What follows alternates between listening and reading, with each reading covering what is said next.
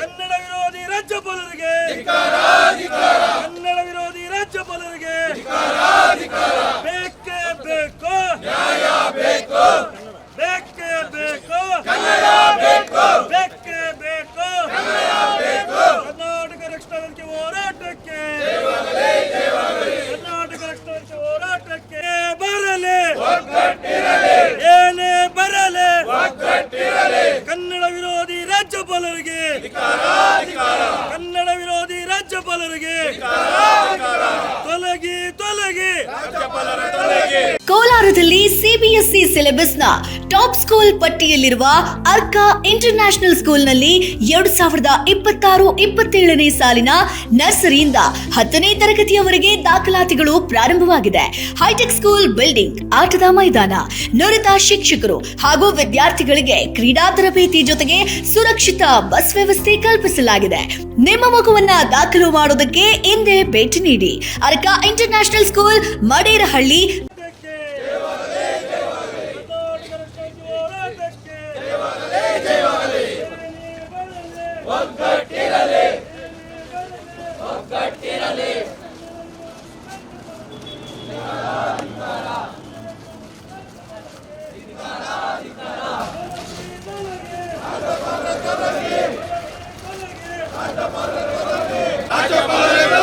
ಕರ್ನಾಟಕ ರಕ್ಷಣಾ ಹೋರಾಟಕ್ಕೆ ಸಮರ ಸಿಂಹ ರಕ್ಷಣಾ ಜಿಲ್ಲಾಪುರ ಹೋರಾಟಕ್ಕೆ ಏನೇ ಬರಲಿ ಏನೇ ಬರಲಿ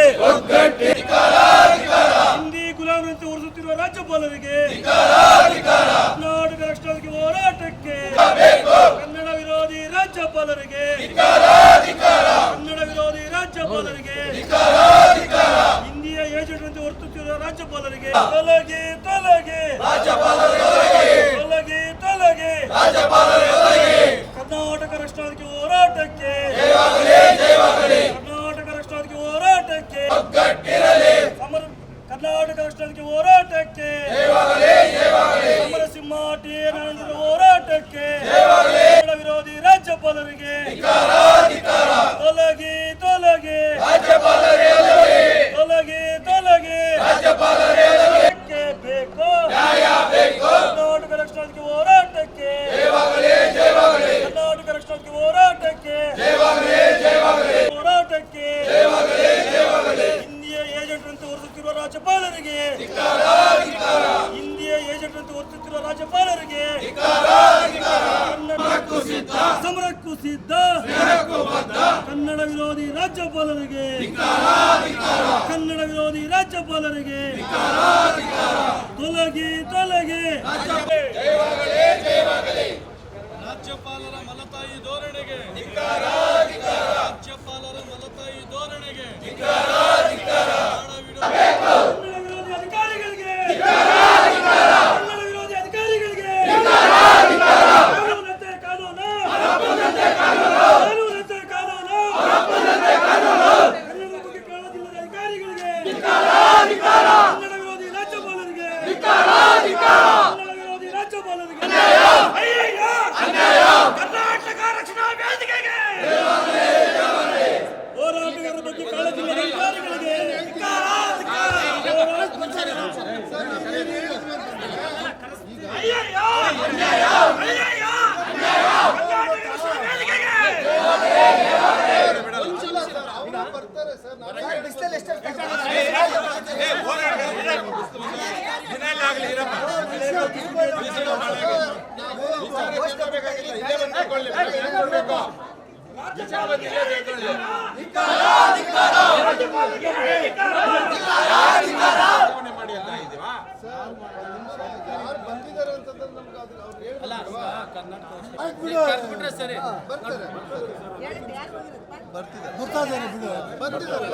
ಹಿಂದೆ ಕರ್ಕೋಬೇಕು ಕೇಂದ್ರ ಸರ್ಕಾರ ಅನ್ನೋ ಒಂದು ಮನವಿ, ಅದನ್ನೇ ಕರೀರಿ.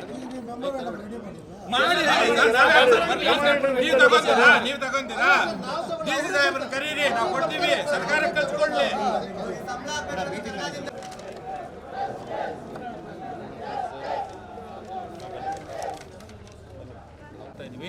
ಮೊನ್ನೆ SSLC ಪರೀಕ್ಷೆಯಲ್ಲಿ ಈ ಹಿಂದಿ ಭಾಷೆಯಲ್ಲಿ ಅಂಕಗಳನ್ನು ತೆಗೆದು, ಯಾಕಂದರೆ 2025ನೇ ಸಾಲಿನಲ್ಲಿ 2024-25ರಲ್ಲಿ 1,50,000 ಜನ ಮಕ್ಕಳು ಫೇಲ್ ಆಗಿದ್ದರು. ಹಿಂದಿನ ವರ್ಷ 90,000 ಮಕ್ಕಳು ಫೇಲ್ ಆಗಿದ್ದರು. ಹಾಗಾಗಿ ಕರ್ನಾಟಕ ರಕ್ಷಣಾ ವೇದಿಕೆ ಒತ್ತಾಯಪೂರ್ವಕವಾಗಿ ಹಿಂದಿಯನ್ನು ಏರಿಕೆ ಮಾಡ್ತಾ ಇದ್ದಾರೆ. ಅದನ್ನು ತೆಗಿಬೇಕಂತೇಳಿ ಹೋರಾಟ ಮಾಡ್ಕೊಂಡು ಬರ್ತಾ ಇದ್ವಿ. ಮೊನ್ನೆ ನಮ್ಮ ರಾಜ್ಯ ಸರ್ಕಾರ ಏನು ಮಾಡಿದ್ರು, ಹಿಂದಿ ಭಾಷೆಯನ್ನು ತೃತೀಯ ಭಾಷೆ ಹಿಂದಿ ಏನಿದೆ ಅದರಲ್ಲಿ ಅಂಕಗಳು ನಾವು ಕೊಡೋದಿಲ್ಲ, ನೀವು ಹಿಂದಿ ಭಾಷೆ ಕಲಿತು ಎಕ್ಸಾಮ್ ಬರೀರಿ ಅದನ್ನು ತೆಗೆದಿದ್ದಾರೆ, ಗ್ರೇಡಿಂಗ್ ವ್ಯವಸ್ಥೆ ಮಾಡಿದ್ದಾರೆ. ಆದರೆ ರಾಜ್ಯಪಾಲರು ಅವರು ಉತ್ತರ ಭಾರತದಿಂದ ಹಿಂದಿಯನ್ನು ಒಲೈಸ್ಕೊಳ್ಳೋಕ್ಕೋಸ್ಕರ ಇವತ್ತು ಮತ್ತೆ ರಾಜ್ಯ ಸರ್ಕಾರಕ್ಕೆ ಒಂದು ಪತ್ರವನ್ನು ಬರೆದು ಹಿಂದಿ ಭಾಷೆಯನ್ನು ಮತ್ತೆ ಅದನ್ನು ಪರಿಶೀಲನೆ ಮಾಡಿರ್ತಕ್ಕಂಥದ್ದು ಪತ್ರವನ್ನು ಬರೆದಿದ್ದಾರೆ. ನಮ್ಮ ಉದ್ದೇಶ ಇಷ್ಟೇ ಸರ್, ಯಾವುದೇ ಕಾರಣಕ್ಕೂ ಒತ್ತಾಯಪೂರ್ವಕವಾಗಿ ಕನ್ನಡಿಗರ ಮೇಲೆ ಹಿಂದಿ ಭಾಷೆಯನ್ನು ಏರಿಕೆ ಮಾಡೋದು ಬೇಡ.